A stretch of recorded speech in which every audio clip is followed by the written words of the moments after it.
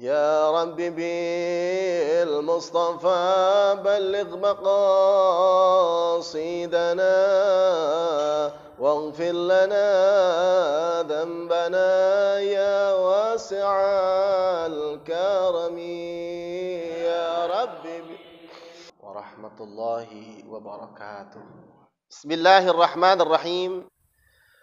زر القبور تذكر بها الآخرة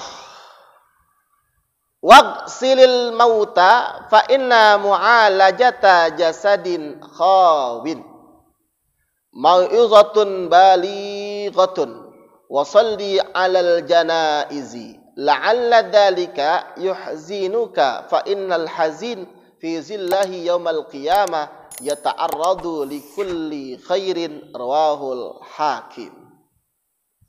Zuril kubur, ziarahlah kalian ke kuburan.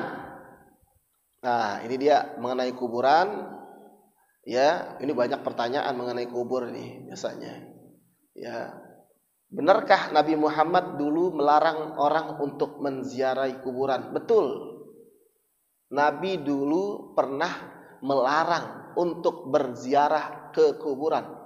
Tepatnya ketika Islam baru mulai disebarkan Rasulullah SAW, ketika umat Islam belum kuat akidahnya. Karena ketika berziarah mereka sering sekali meraung-raung, sering sekali teringat kepada orang yang meninggal dunia sampai-sampai lupa diri. Oleh karenanya, lambat laun ketika umat Islam kuat dengan akidahnya, Rasul katakan, nahitukum an ziyaratil kubur ala fazurruha. Dulu saya pernah melarang ziarah kubur, sekarang silakan kalian berziarah ala fazurruha. Silakan berziarah. Artinya kalau dalam ilmu hadis ini ada istilah hadis nasih dan mansuh. Jadi hadis nasih dan mansuh itu adalah nasih yang menghapus, mansuh yang dihapus. Hukum lama dihapus dengan hukum baru dengan adanya dalil nasih dan mansuh. Dulu ziarah kubur nggak boleh, dengan adanya hadis ini diperbolehkan. Itu dalam istilah ilmu hadis ada nasih dan mansuh. Ibaratnya kalau dalam undang-undang di amandemen gitu ya, amandemen. Nah, ziarah kubur ini diperbolehkan. Ada yang mengatakan, bagaimana seandainya perempuan ziarah kubur? Bolehkah perempuan ziarah kubur? Bicara boleh tidaknya ziarah kubur, masalahnya adalah apakah orang tersebut bisa memelihara emosinya ketika ziarah kubur. Sekarang seandainya ada yang meninggal dunia, mengikuti kuburan, istri mengikuti kuburan suaminya, atau anak-anaknya mengikuti kuburan daripada ayah atau ibunya. Apakah diperbolehkan? Silakan kalau seandainya memang bisa menjaga emosinya. Kalau ternyata emosinya tidak bisa dijaga, melihat orang yang dicintainya dimasukkan ke dalam kubur, menangis jadi-jadinya, maka dilarang untuk senantiasa mengikuti pekuburan atau pemakaman jenazah. Ilatnya hukum tersebut adalah ketika seseorang tidak bisa menahan emosi. Laki-laki juga seperti itu. Kan ada, mohon maaf, laki-laki tabiatnya kayak perempuan. Dikit-dikit melo, dikit-dikit nangis, dikit-dikit nangis. Giliran punya anak perempuan nangis kagak, kuat banget. Bukan masalah gendernya tuh, laki-laki suruh turun ke bawah, suruh ajan, gak taunya pingsan di bawah, kan repot. Kan begitu. Ya. Jadi di sini bukan masalah gender. Zuril kubur tadhkur bihal akhirah. Dengan ziarah kubur kita bisa ingat akhirat. Bukan buat selfie-selfian. Kan lagi ngetren sekarang, ya Allah, kalau mau Idul Fitri deh, mau puasa, mau Idul Fitri, di kuburan, foto-foto lu, ya, masukin ke status. Ada udah gitu. Masya Allah. Maksudnya apaan maksudnya? Maksudnya nih, gue nih ada termasuk anak yang soleh, ziarah kubur ke orang tua, maksudnya begitu. Ya Allah, kalau tanda orang soleh kayak begitu, anak soleh begitu, Ya Allah, banyak sekali orang-orang kayak begitu pengen menunjukkan kesolehannya. Nggak usah dipoto. Apalagi kemarin udah dibahas tuh hadis ya, dalam satu hadis, moto di orang yang lagi sakit, ya, lagi nengok rumah sakit, foto-foto dulu, wah sambil senyum-senyum. Orang yang sakit itu bawaannya udah sakit aja tuh bawaannya. Kita senyum-senyum, update status, ziarah atau mengunjungi ini sipulan-sipulan ya Allah. Jadi bukan seperti itu yang namanya ziarah kubur. Ziarah kubur itu adalah untuk mengingatkan kita tentang akhirat. Makanya ketika masuk ke wilayah kuburan, assalamualaikum ya ahlad diyar, assalamualaikum ya ahlad diyar. Selamatan untuk kalian wahai penduduk kuburan ini, ibaratnya begitu. Sungguhnya saya akan bertemu kalian di satu saat.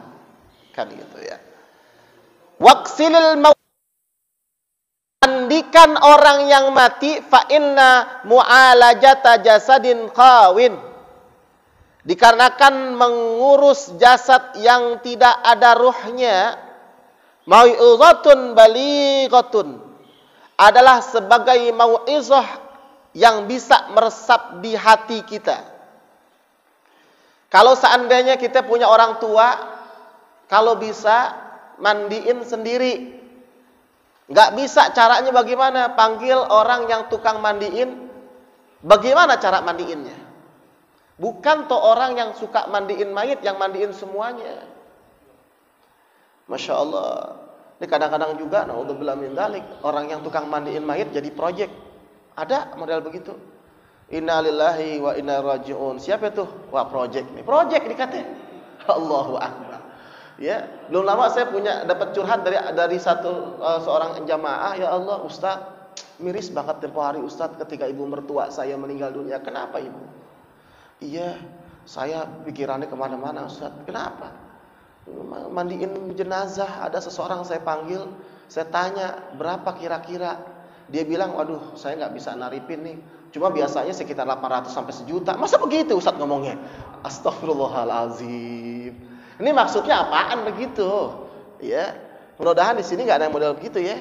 Mandiin ya mandiin. Seandainya ditanya seseorang yang berduka, kira-kira berapa? Jangan bicaranya biasanya segini. Bukan biasanya segitu tuh namanya nargetin. Gitu ya. Namanya nargetin.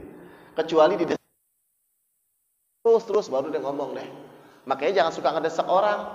Kalau seandainya orang bilang terserah deh, insya Allah saya ikhlas. Udah jangan ditanya lagi. Besok-besok seandainya ada yang begitu, jangan ditanya lagi. Ustadz kira-kira berapa? Terserah. Ngundang penceramah. Ustadz kira-kira berapa Ustadz ya? Aduh bingung saya nih, terserah deh. Ya kira-kira Ustadz terserah. Giliran dikasih gede bingung akhirnya. Kayak gitu kan? Mendingan terserah, ya udah terserah. Lillahi ta'ala kan begitu. Ya. Makanya itu namanya etika ya. Etika ya, kita kalau seandainya mengundang penceramah atau seandainya ada orang yang meninggal dunia, ternyata ada yang mandikan jenazah, jangan bicara berapa-berapanya, enggak usah. Ya, adapun seandainya orang yang memandikan jenazah ternyata terasa kurang, silakan dikasih, enggak apa-apa. Kembali lagi kepada ini. Jadi, memandikan jenazah itu bisa sebagai mau'izah untuk kita meresap dalam hati. Subhanallah. Orang kalau memandikan jenazah kelihatan tuh dibolak-balik diapain aja tuh diem. Kemudian kalau digosok-gosok giginya dilihat, ya Allah nih orang digosok-gosok diem. Kadang-kadang ada orang gosok-gosok gigi jenazah bawaannya takut, kenapa? Enggak tahu itu dihidup gitu kan gerinya. Tahu-tahu ngegigit kan? Enggak bakal begitu gitu. Digosok-gosok semuanya segala macam. Terus ingat yang namanya mandiin jenazah, jangan sampai sesuatu keluar dari lisan kita terhadap apa yang terjadi dalam jenazah berupa keburukan-keburukannya. Kenapa? Dikarenakan nanti ketika seseorang sudah meninggal dunia, biasanya fisik daripada orang tersebut bisa berubah dan berubah. Mungkin agak hitam sininya, atau ada bagian-bagiannya hitam. Nggak usah diomongin, jangan-jangan nggak usah. Ya, apalagi kita bicara sama atau istri kita atau suami kita ngobrol masalah jenazah tersebut, mendingan nggak usah, gitu ya. Jadi mau'izatun balighatun. Mau'izah yang meresap di dalam hati. Wasalli 'alal janaizi. Salatilah jenazah. Karena salat jenazah ini bisa menjadikan kamu sedih. Arti sedih ini adalah sedih dikarenakan begitulah orang yang meninggal dunia, gak bisa ngapa-ngapain lagi udah.